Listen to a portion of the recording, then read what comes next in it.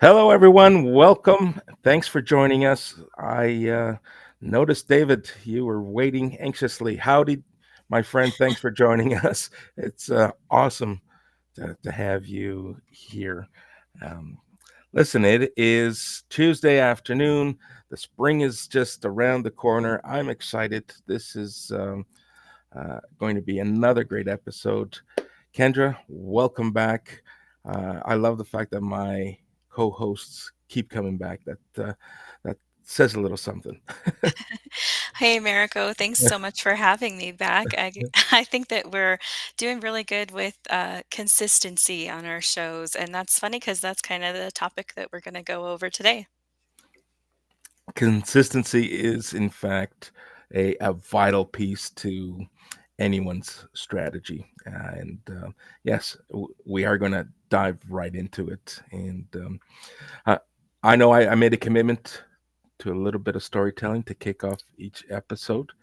Uh, before I jump into my story, do you have anything you wanna kick off? Is there a Oh, story of your own you'd like to share? oh, sure.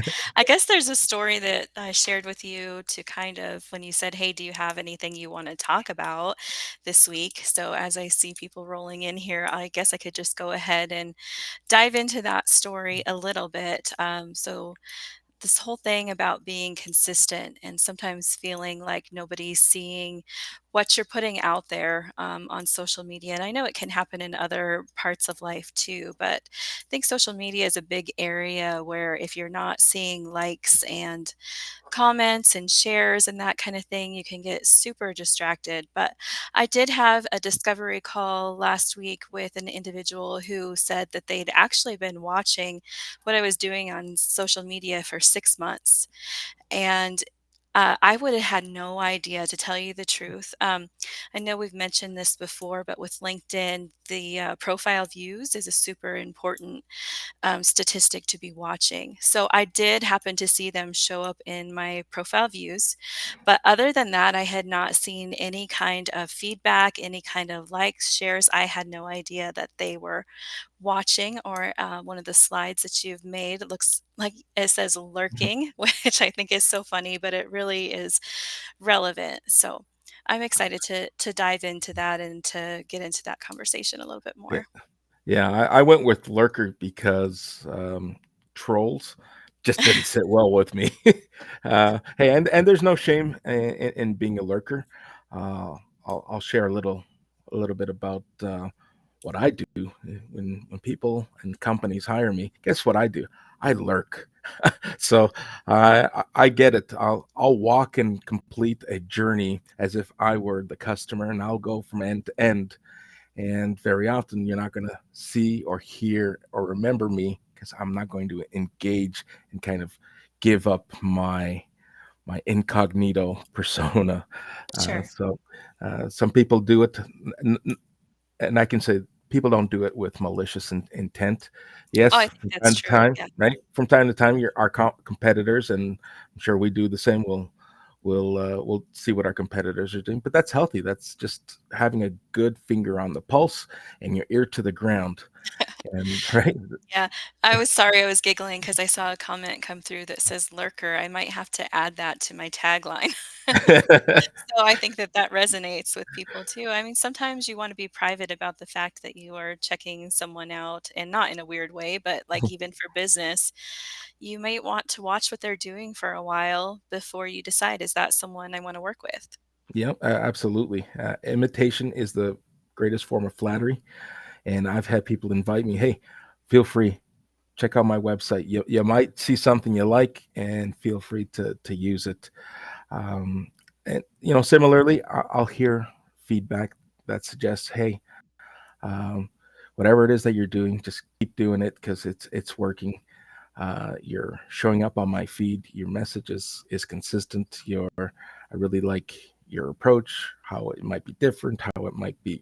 Everyone has an opinion. And these are coming from people who also don't engage frequently or don't engage at all. And it's always nice to hear those types of compliments. Hmm. So, you know what? Before we jump into our conversation, why don't we share a little bit about who we are And for those in the audience who are on Team Live, I know many of you have already shared where you're joining us in from, so thank you very much. If you have any questions and you want to join us on stage, you are more than welcome to do so. I've dropped the link in the comments. I will do it periodically to allow um, the chat feed from avoiding, burying that link. I will drop it in once again in a moment, and if anyone wants to come on up, join the conversation, or ask a question, we encourage that. Feel Yeah, free. absolutely. That's one of my favorite parts of the strategy session is getting to invite other people on stage. So And don't be if you're shy. if you're camera shy, there's no shame. We don't judge. Come off camera. If you have a avatar that you want to replace your initials with, we will welcome you just the same. All right. So, Kendra, tell us who you are, who you serve, and how people can get a hold of you. Absolutely. I'm seeing a lot of new people in the comments, so it's probably a great time to go through my introduction. My name is Kendra Noel. I'm in Casper, Wyoming, and I help service based business owners with their digital marketing strategy, typically using LinkedIn as a main pillar of their marketing plan. Um, and I like the banner here says, I do help people leverage their LinkedIn profile to increase their leads and generate more sales. Fantastic. And you and I share a lot of similar We do. synergy, but Yes, for sure. you are a marketer and I am a customer experience coach. So my introduction, my name's Americo DaCosta, and as mentioned, I'm a customer experience coach, helping service-based businesses as well as professionals who work independently refine their customer journeys, refine their communication strategies, as well as leveraging and leaning into LinkedIn as part of that refinement. For me, it's all about connecting people, businesses, and customers, being sure to do so effortlessly, smoothly, so that businesses and professionals can quote more, sell more, and retain more clients. Um, if you haven't heard it, you're going to hear me say it throughout the show. This is being recorded for playback. I am in the midst of trying to build a YouTube presence, so I won't share it with you now. But after the show, I will drop my YouTube channel, and Kendra, feel free to do the same. Good Um, idea. I'd love to gain support to get to the threshold that YouTube suggests I need to be able to stream or multi-stream on YouTube, and the subscriber count to get started is 50. There's another threshold at 1,000, but I'm not too worried about reaching the 1,000 just yet. I'd like to get just the privilege to stream on YouTube and be able to leverage that community. So, looking forward to gaining some new subscribers along the way. Thank you, everyone. All right, so let's jump right into the whole lurker conversation, and just change the slide here. Okay, is that legible? If Yeah, looks good. okay, excellent. So, what's your understanding of a lurker? How would you define lurking?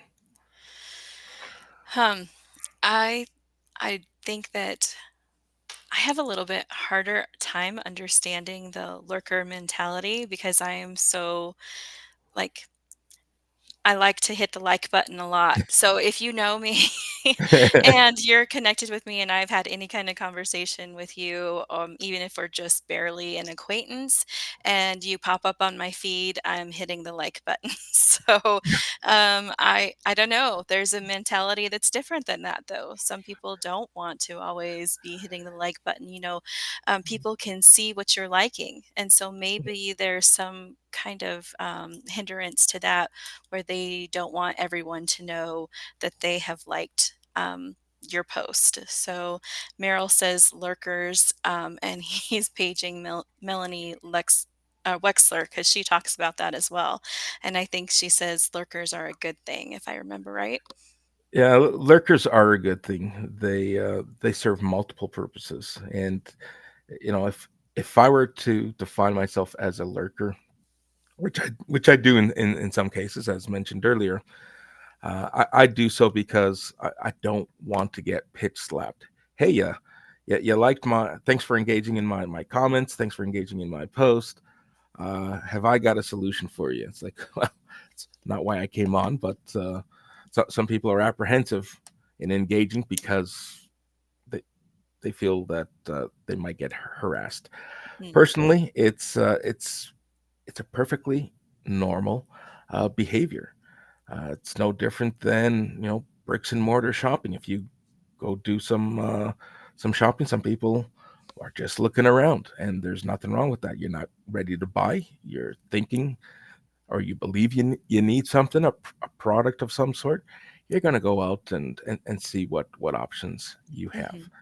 And And yeah, I think you said mentioned like window shopping earlier, and maybe they're just making sure that the solutions that you offer actually fit the need that they have before they actually do any kind of engagement. Would you find that to be true? yeah, absolutely. So we talked and we mentioned consistency, and that could be exactly what people are looking for. You know what? I'm going to drop in periodically. And in order for me to like, know, and trust this person, I got to know that each time I come back, I will hear the same tone, feel the same level of confidence, and want to immerse myself in conducting business with this individual or this business. So it is somewhat scientific. This is the litmus test. People are coming in and they're testing us out and testing our message. And once they get to the point that they like, know, and trust us enough, they're going to come back and they're going to share with us.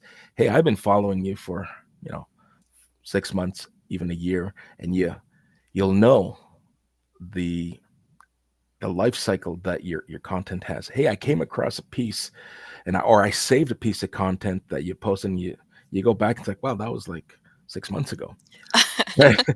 Yeah. But if it Mm, resonated with them, you can see why they would have saved that. absolutely. So it's there's no shame. I encourage, if you're a lurker, um, or some people will say an introvert, call it what you want. You are welcome on my space, on any digital channel. I welcome all the lurking, all the eyes, and when you're ready, I'm excited to dive in and have that conversation. Mhm. Right. So uh, recognizing that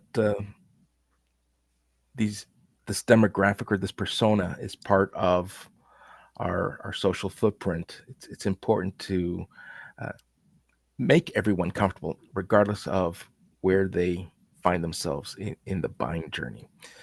Uh, would you say there are benefits to having people look over us? Personally, I'm going to say yes, Mhm.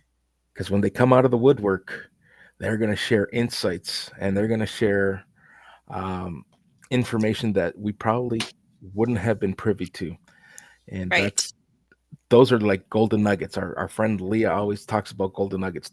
That's a golden nugget I cherish, because someone who's been on the wings, just listening and silently consuming what we're saying, when they come out, they're going to have things to share with us that perhaps no one else uh, would have, or could have, or remembers to.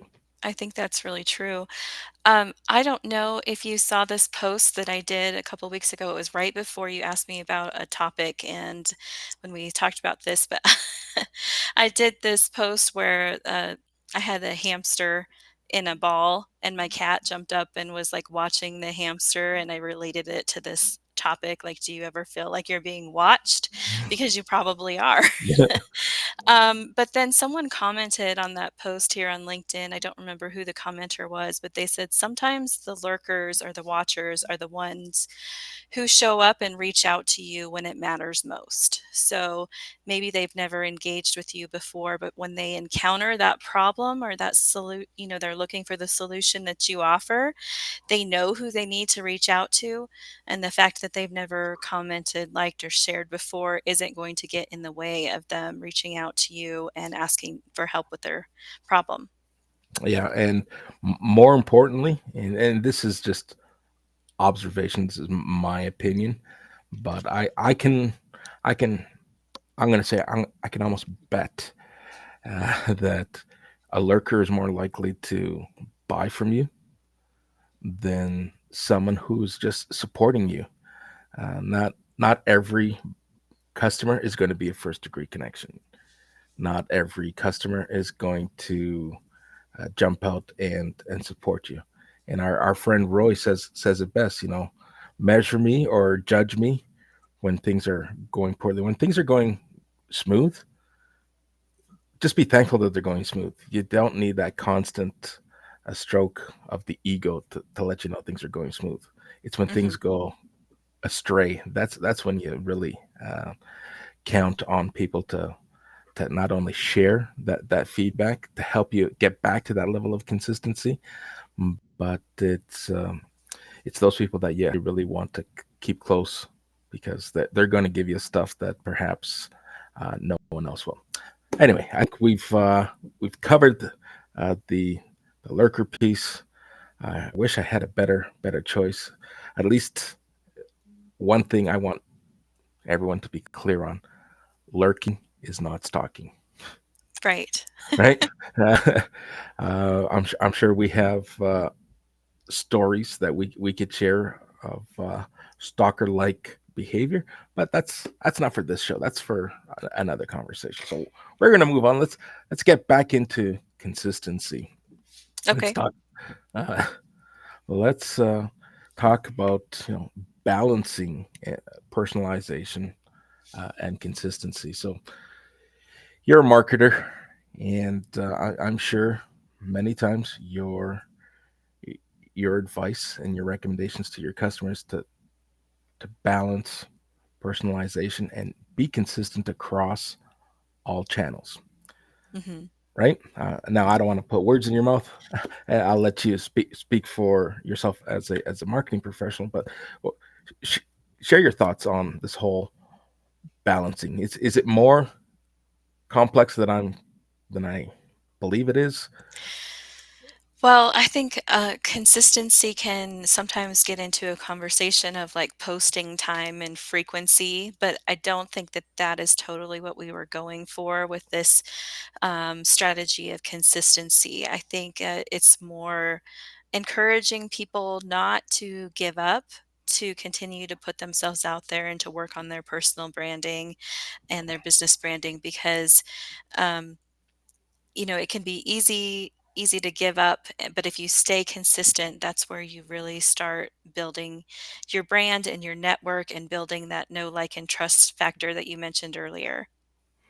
Love it. Love how you kind of reeled me back to what we want to talk about, and that's I think that happened accidentally, but it kind of hammers the message. Consistency is, you're absolutely right, it's about not giving up. Hmm. We're going to hear from time to time from different top voices and different gurus on what consistency means to them. It may not resonate. Also know that consistency has to fit your style, has to fit what you're doing. Simply following someone else's advice is, it's mostly trial and error. You might get one or two things from 10 different people who give you advice to finally get what you believe you're comfortable with in terms of consistency. But uh, this particular chart kind of echoes the message where, the higher the level of consistency, the better attraction we're going to gain with our customers, with our viewers, because they see us standardizing our messages or our service. And I was just as guilty when I started this whole creator persona and sharing what I thought was valuable information. As time progressed, I realized, hey, I'm not really consistent. I'm trying too hard to be all things to different people, and that's not really effective, right? So consistency sometimes means whittling it back and simplifying Mhm. your message. That's true, and repeating. Like, I know that people sometimes are afraid to be repetitious in their content, but really, I think that there's a level of repetition that's needed in order for people to really understand what you're all about. That's right. And if anyone lurking around my content, you're going to hear me say quite often, be seen, be heard, be remembered, right? Because that ties into my message of customer journey refinement. I want to help, whether it's from a personal branding perspective or a business performance perspective.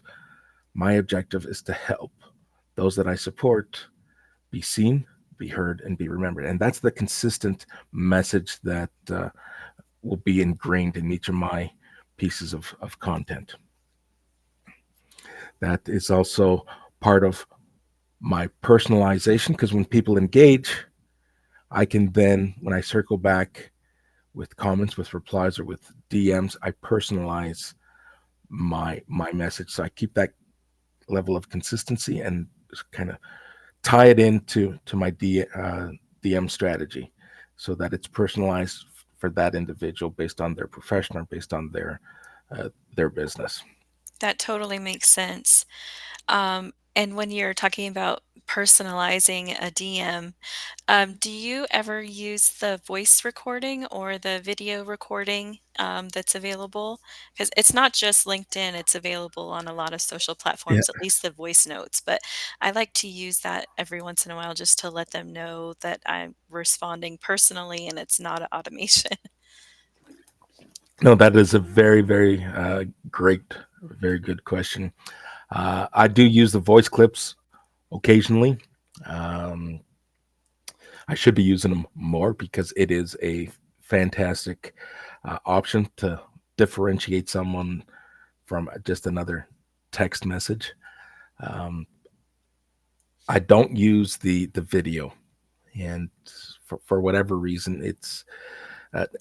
I think my first step was stepping away from the keyboard. I am now visible and audible on my platform, and a part of me wants to think, and it could be just myself overthinking this. Like, all right, not this guy again. Another video message of America.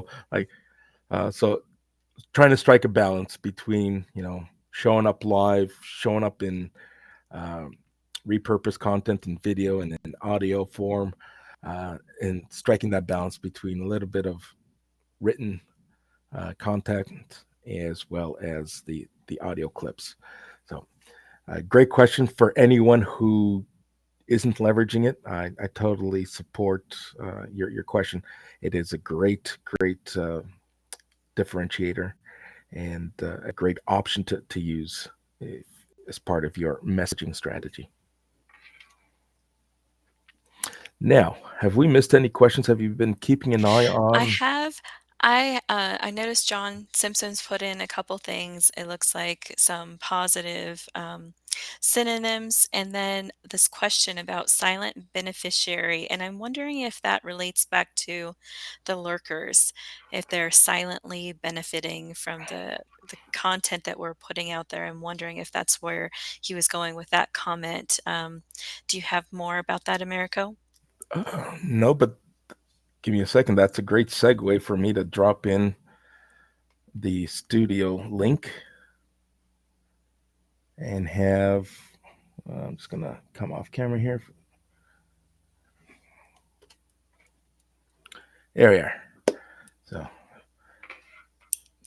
All right, so that link now is back in the chat if anyone is wanting to join the stage. I think about midway through the session is always a really great time to put that invitation back out there. And John so says yes, that was an mhm. AI search that he put the link to earlier. Well, John, if you'd like to join us on stage, we're more than happy to have you. If we're not already connected, be sure to reach out, connect, and I'll send you a DM with the link. Or if you're able to pick up the link from the chat, you're welcome to do so as well.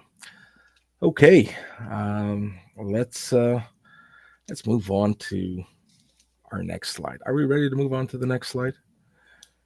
I am, unless you have more about this in there. You are. All right. Fair enough. Okay, let's jump into the question. How do you maintain consistency in this digital marketing and customer experience? I think it's almost a duplicate, but from the previous slide. But let's see how we can kind of break this down. I changed the visuals, and I really wanted to talk about inconsistent messaging, talk about neglecting feedback, and the neglecting feedback piece is huge on the customer experience space. So often we'll engage from a marketing perspective, and it's all about, hey, let's get some traction. Let's get people into our funnel. Let's get prospective customers in front of our salespeople. Let's try to generate sales. And it's not uncommon, and it's also not a bad thing when we talk about inconsistent messaging. I don't want anyone to walk away thinking it's like, what's this guy talking about? Inconsistency has been part of my strategy, and Hmm. it's okay to be inconsistent, but still have uh, the core message embedded. I understand, and I've come to learn better as time has gone on. People consume content in different formats, right? Right. And it's That's true. Um, I've seen a lot of like examples of people being inconsistent where it can really confuse people. So if their uh, social media presence looks totally different than their website, like I've even seen like different logos, extreme differences in colors, like those are things that a marketer, of course, is going to pay more attention to than a average consumer, but I still think that things like that can be very confusing. And then when people first start their business, I think a lot of times they try a lot of different things. Like they just kind of try to figure out what's going to stick, what's right. going to serve people the best. And I understand that, but if there's not at least some sort of main pillar that people are looking to you for and they know that's what you're about, it can be very confusing. Yeah. So keep your value proposition consistent, and then kind of play with the ad copy or uh, any format of your content. Play around, but keep your core message, your value proposition, and your call to action consistent. Everywhere else, be creative and kind of understand what each particular demographic or persona enjoys consuming on different platforms. Is that what you're suggesting? Yeah, I think that that Uh, definitely ties back into it for Yeah, sure. I think I was just had people in my head that I've helped before, and I've seen the example of like, okay, what is it that you're really about? Sometimes that inconsistency can really leave people wondering. Um, and I think that maybe women do it more than men, hey, honestly, because women just try to help as many people as they can, and they've got their hands in all different kinds of baskets and stuff, and it just happens where sometimes you just need to pick one or two yeah. and focus in on those. Hey, there's what's the acronym? Keep it simple, Hmm. right? Yep. The KISS. I won't say the last word of the acronym, but at the end of the day, it's keeping it simple is so important. Hmm. Um, and I can't stress it enough. I was guilty of it, and some days, even at the present moment, I find myself like, all right, you're getting too much into the weeds, um, and you're going to lose your audience. And I'll go in and I'll edit my post so that it sounds a lot easier to digest and just simplifying it. So there's no shame in going in and editing something if it doesn't make sense, or if you're open to constructive feedback and someone shares that with you, take it to heart. That is someone who cares about you and cares about your business and cares about the success and your trajectory, that they're willing to take time to share that feedback. And this is a great segue because neglecting feedback is so often um, something that I come across. Um, you know, when you define customer experience, some people used to define me as the survey guy. It's like, no, it's more about. Ah, there you go. Hold on, I'm going to pause here, Daniel. Keep it simple, silly. All right, we'll Yep, go with silly. I like Like that. that. But neglecting feedback is done more often than you think.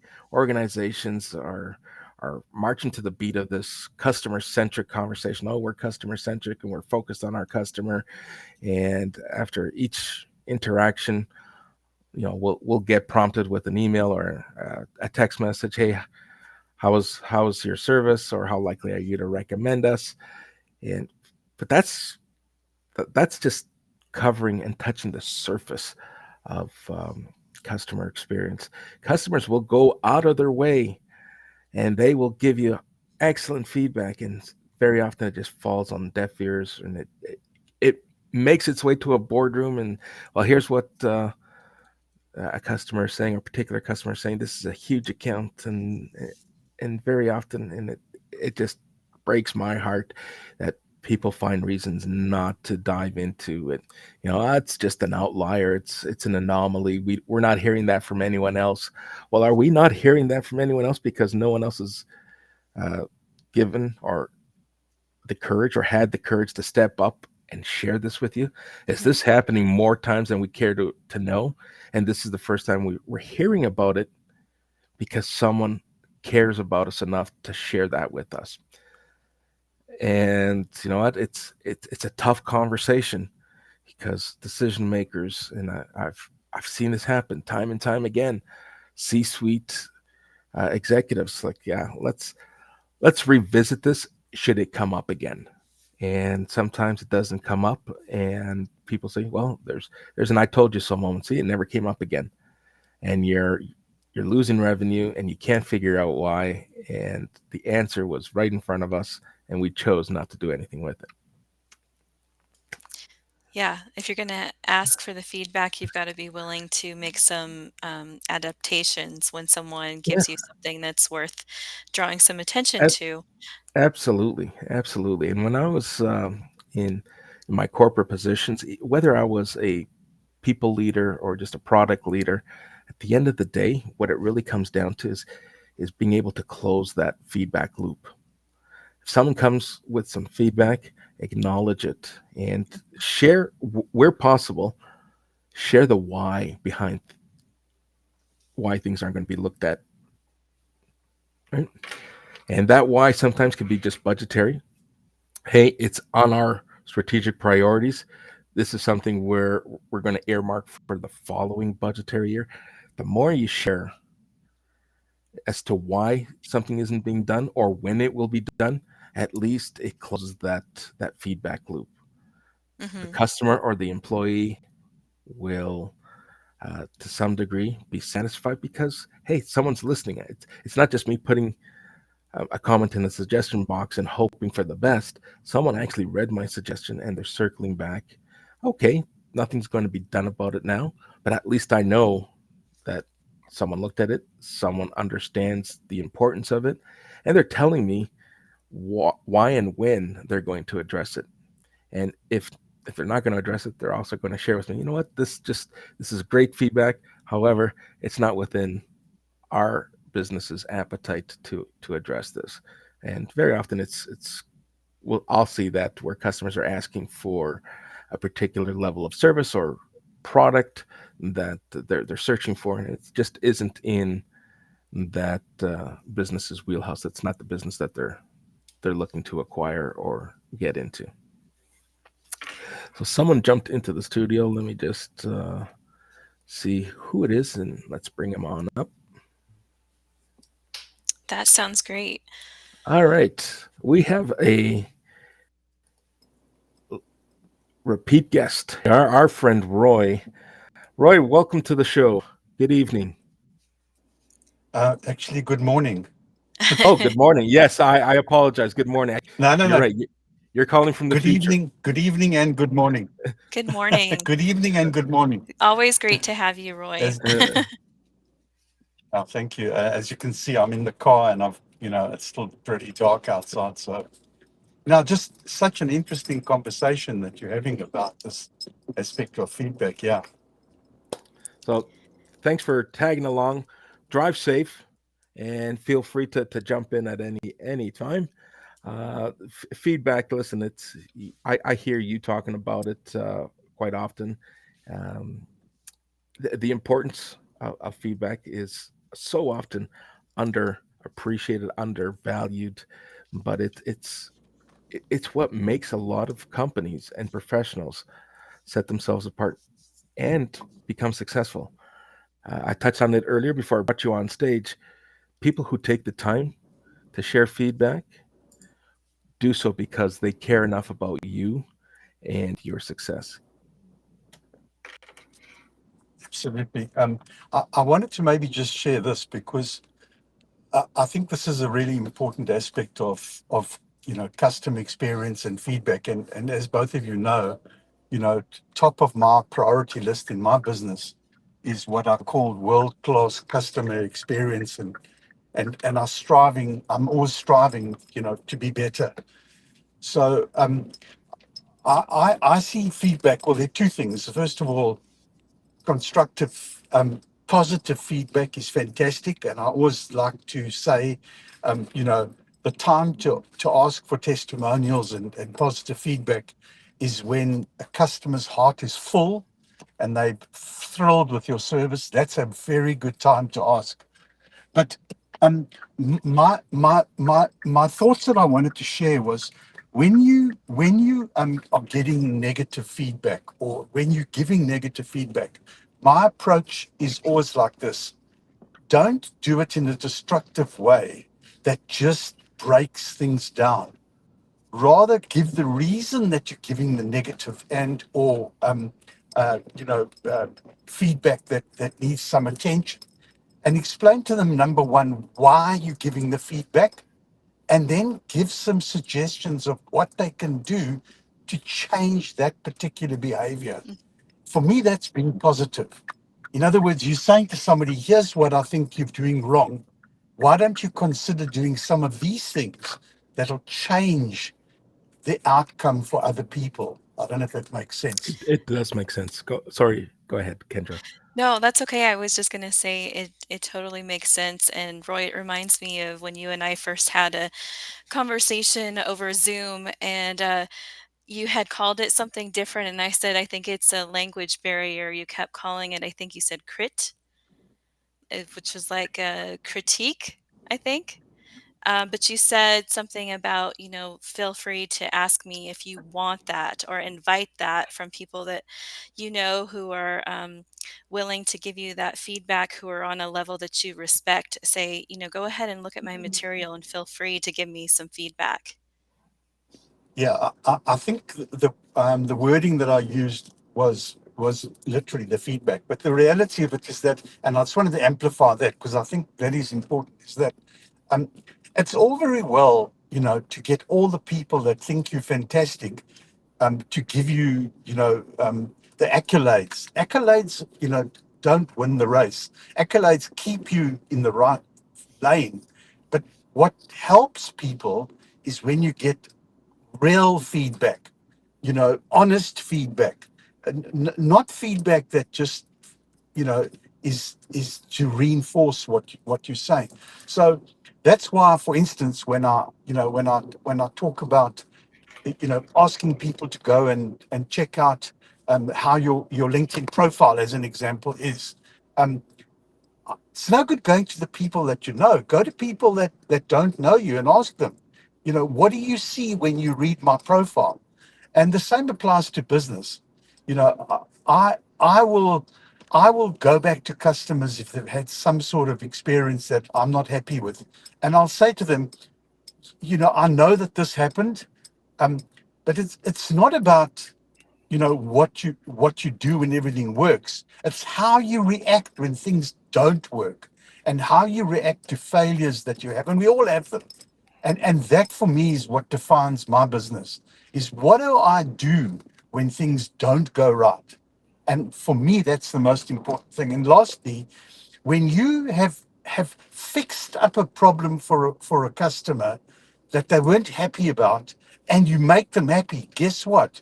You've got a much more loyal customer, because the experience of what you did and how you reacted ensures that they will give you more loyalty than somebody that just everything works for. So that's my story, and I'm sticking to it. My name is Roy, and I'm out. Thank you, Roy. It always a pleasure to have you join us and share valuable tidbits of information. And if we kind of take what you're saying and look at this third variable, failing to adapt.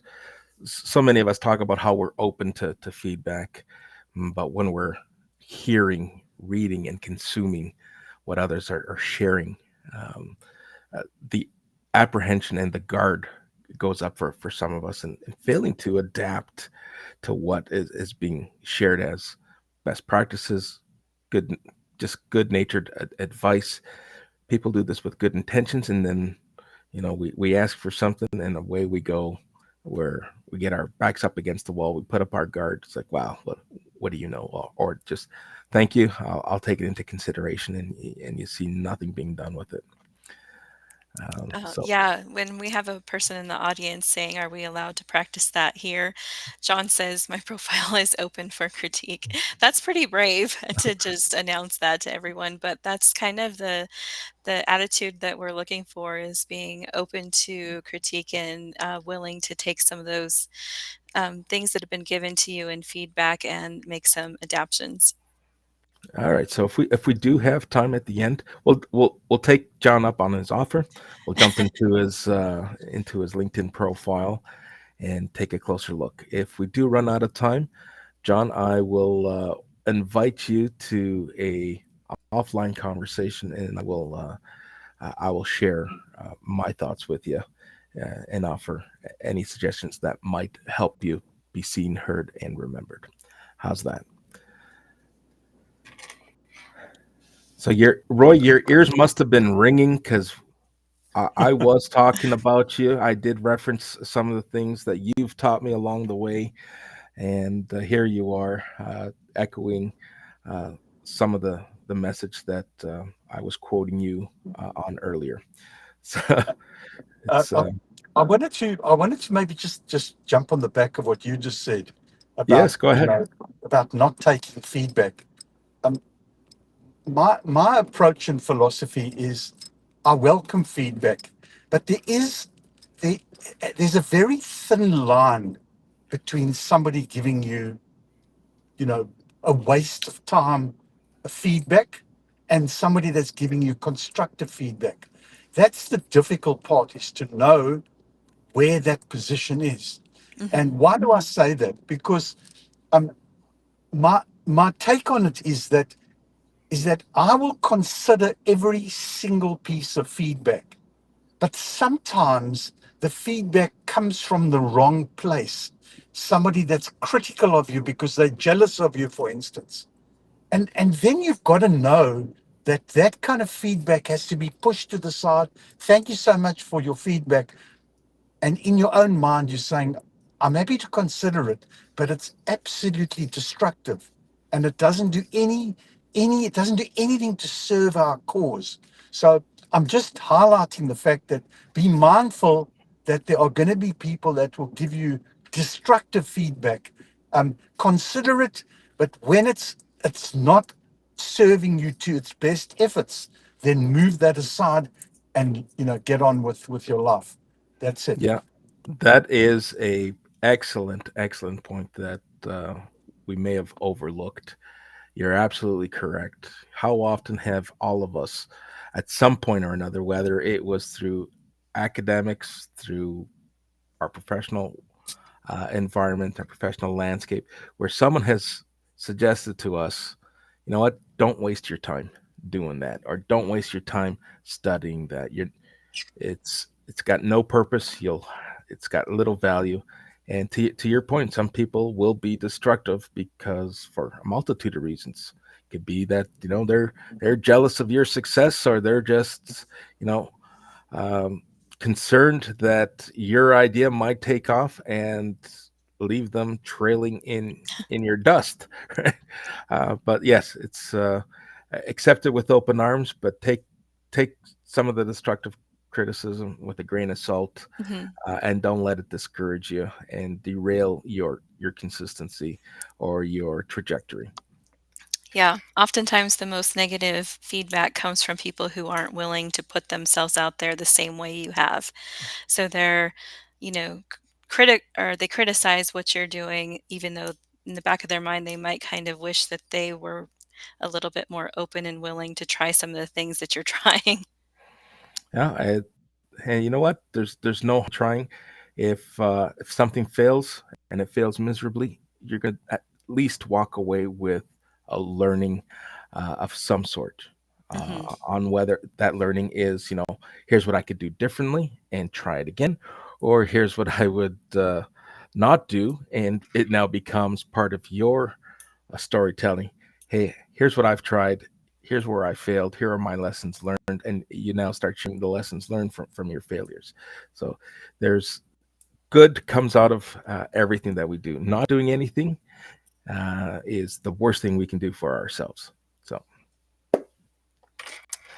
all right, let's get into our last slide and to see if we can uh, have this conversation and leave us enough time to help John out uh, before we reach the top of the hour. Our- So, jumping into the the cycle of consistency, and I'm looking at this from a customer experience perspective and talking about the importance of consistency. We touched on it earlier. Consistency builds loyalty and customer satisfaction, but it also builds loyalty. We talked about the lurker at the beginning. That person who's watching and consuming your content, they're looking for that level of consistency. It's your consistency that's going to earn you the like, know, and trust, so that when they're ready to buy or when they're just ready to jump into a conversation, you've done enough consistently to earn that conversation and that trust. Measuring, when it comes to measuring, I have measuring methodologies, and it's journey mapping or surveys just to collect data and get a good understanding on how things look, feel from a customer's lens. But I'm sure with marketing, if we were to pause here, marketing there's also ways to measure. Is there not, Kendra? To measure your consistency with marketing? Yeah. Uh, Are you thinking about analytics or what part of measuring yeah, marketing? yeah. For me, I'd lean heavily on the analytics. Mhm. Your dwell time, how quickly are people coming in and exiting your website, for instance. So from an analytic perspective, I'm sure there's plenty that marketers do and leverage. Is there anything that you would suggest people stay away from when it comes to marketing? Because consistency, and we touched on this a few weeks ago, and we will continue to touch on this. Marketing is a long play. Mhm. You're not jumping into a campaign for instant gratification. This could take weeks. This could take months. So that also has to be factored in when you're measuring. Yeah. So I think that scheduling can help with the consistency, and then having a calendar that kind of lays out so you know what you're going to be scheduling or what you're going to be talking about and when can kind of help with trying to come up with things last minute and some of that decision paralysis, what should I post about kind of thing. If you have a content calendar, can really help with that type of thing. um, and then the website and the open rates is probably more what I would lean on. The website you can track and see, how much time they spent and how many like with a percentage of a bounce rate, but open rates in your email marketing, that's another analytic that I would track, although I don't know if it totally goes along with the conversation about consistency. Oh, we have someone else either jump in or jump off. Hold on a second. Let's take a peek. Okay. I just got queued. John is joining us. Oh, perfect. Excellent. John, welcome on stage. Great to have you here with us. What would you like to share, my friend?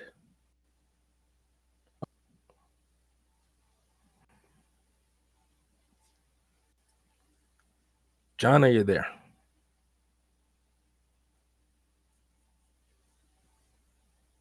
Hello, can you There, hear me? there we are. It says that you're muted. There you go. We can now hear and see you. Welcome on stage. The floor is yours. What would you like to share? Oh, well, you said that you would assist me, so I thought I'd come in. All right. I was going to wait till you were done. Fair enough. Well, let's keep you up here, and we're going to continue the conversation, wrap things up, and try to get your profile up and help you out. Cool. Okay. Give me 1 second here. I'll just continue along your Yes, go ahead. slide, maintaining process best practices. So elevate your process. I think that that's a really great point that you made there, Americo, and it goes along with marketing and customer experience. I'm sure you have more to say on the customer experience side of that.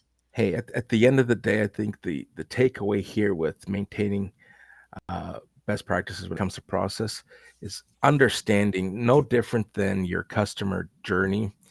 It isn't something that you set and forget.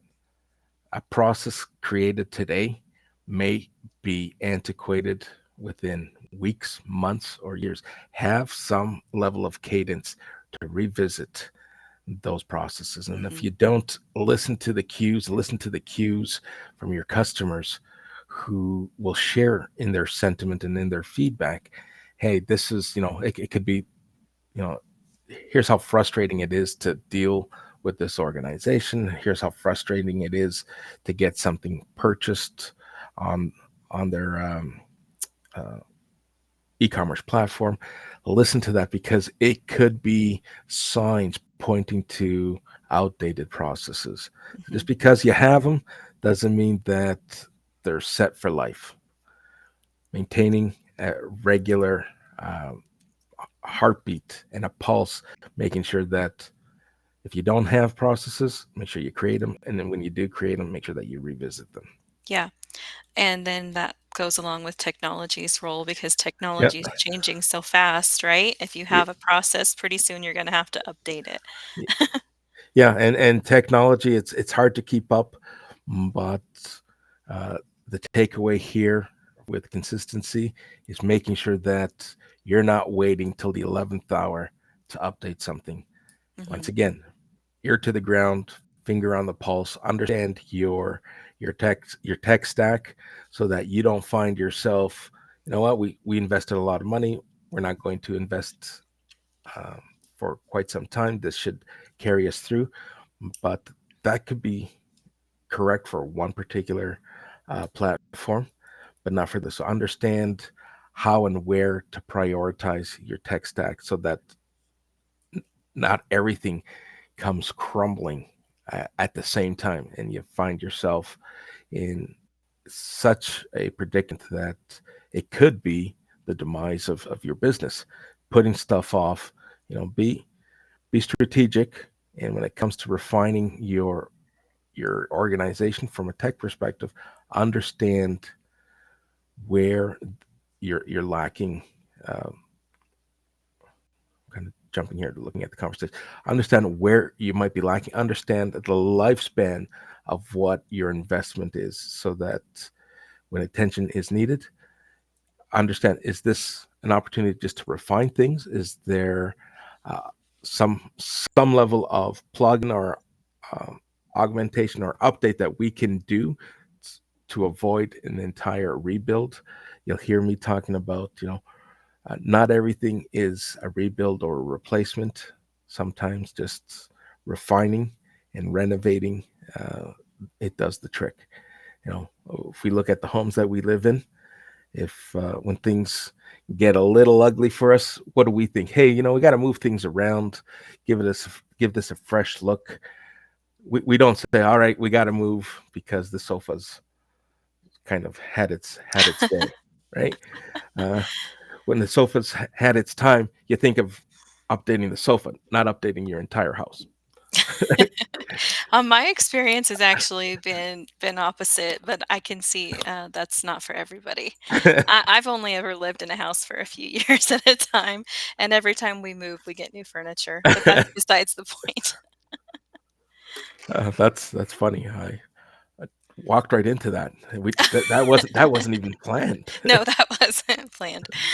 Oh And goodness. so, of course, most importantly, training, and whether it's training yourself as a solopreneur or an enterprise where you have a team, you can throw money at a solution. You can invest heavily in consulting and journey mapping and process creation and technology. But if you don't keep those who are keeping your customers supported, trained, and up to date, then it's all for naught. Mhm. All right. You can have the best marketing strategy and your funnel is just overpouring and overflowing with prospects and people wanting to give you money in exchange for your products and services. But if your team can't keep up and deliver that level of consistent service, then you're throwing away money. It's time to take a step back, understand what training, what support, and what best practices you need to instill in your team so that all the work that you've done with technology, with your processes, and with all your planning and marketing, it all fits in and it all complements one another. And you know that you're going to see a return on that investment. So it's always important to never neglect these stages of consistency. And it doesn't mean you have to visit all of them all at the same time. It could be quarterly, it could be monthly, bi-monthly, but touch and visit one of them at some point throughout the year. And by the end of your annual cycle, know that with confidence you've touched each of these and you've made the changes necessary. They're incremental changes, but they will give you longevity, opposed to having to rip that band-aid out and invest heavily in rebuilding and restructuring your business. All right, Do we still have John on the stage? let's find out. I'm still here. John is All still right. here. All right. And Okay. believe it or not, I just got an email that said I should reach out to somebody for coaching, for business coaching. Look at that. What a great You? segue, John. That Is could, that you? yeah, I'd welcome that with open arms, my friend. Okay. I am changing my logo that they just sent me a new copy of. Okay. All I was right. just taking a look at the profile. So, do you have any specific questions about your profile? Not really. I mean, I have, I'm sorry, I've been under the weather with some health issues, and I've only just gotten on my feet here like last week. Had to get my office soundproof to work from home. And I didn't have time to work on my profile at all really until January when my ending date on my contract prior was rudely changed. And I just, trying to put it together and hurdle the abyss of resume incinerations and get on the other side of, especially seeing that AI is a requirement moving forward. I don't believe in AI. I think it's against my religion, but apparently I need to learn it anyway. And so I'm looking to get into that. I'm actually in a boot camp course that I've enrolled in that's supposed to be like a year long to study AI and cloud ops and DevOps and all that stuff. So I have very little in my profile, but there's at least something to look at now. Hey, here's my thought or my 2 cents on AI. We're all going to have opinions of it. Some of us will believe that we lost our jobs because of it. Some of us will have, different opinions. I'm going to share with you. It's important to adapt and adopt. You might not like it, you might not love it, but it's not going anywhere. Yeah, And right, that's exactly right. It's I don't think it's a good thing, but yes, it's got to be, you've got to go with it, and you at least have to have the skill and be able to converse about it. hey, Mhm. if I look at my professional journey, when I graduated, I jumped into banking, and that was just at the time where telephone banking was making its debut across the financial landscape, and everyone was up in arms. Oh my goodness, branches are going to close. I'm going to lose my job, and none of that happened. It just became an added option for customers to adapt and adopt the way they do their banking. Today, telephone banking is still vibrant. Bricks and mortar branches are still in existence, maybe not growing as rapidly as they once did, but Mhm. now we have online banking. So there's a third layer of technology that came into the financial landscape in the ecosystem.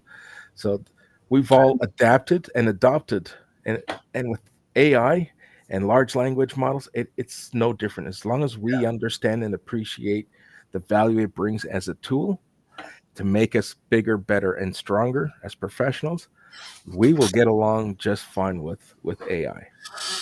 Yeah, it's like they have cars driving themselves now. It's happening whether you like it or not. No, And absolutely. I'm like I said, I'm in the class. I'm learning. I'm trying to get in with a company that's really into it, and I just thought I'd check to see. You'd mentioned looking at profiles. Um, if there was any feedback. There's nothing on my profile about AI except for the Hebrew definition of the Hebrew word AI that I found kind of amusing. I think that's going to be a self-fulfilling prophecy that wasn't really meant to be a prophecy, but that's just my joke. Yeah, fair enough. Well, here's my commitment and my promise. I will circle back. I'll send you an invite. Find some time we can have a one-on-one conversation. We are Okay. at the top of the hour, and not only that, but I think our conversation is more fitted for um, either offline or perhaps having you join us for another one of our live sessions around LinkedIn literacy, or one of our other shows that probably would suit and get those answers or those questions answered. Um, for now, I appreciate the fact that you put yourself out there and volunteered to be uh, critiqued and collect that feedback. I think that is a very strong and courageous of you. So Mhm. kudos to you for doing that. Well, thank you. And for Uh, joining the stage and because, for joining us. Yes. yes, we're happy to have people join, and a lot of people, I think, are not, ready to do that, so thank you for joining the stage. Not a and problem. Thank and you. for everyone else who has not uh, joined us on stage, we love you just the same.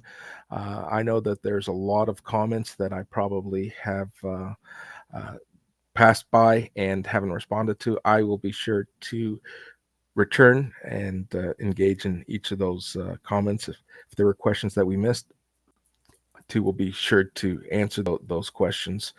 But now we're at the top of the hour and want to respect everyone's time. Want to thank everyone for joining us, and see you next time. Have a great day. Thank you very much.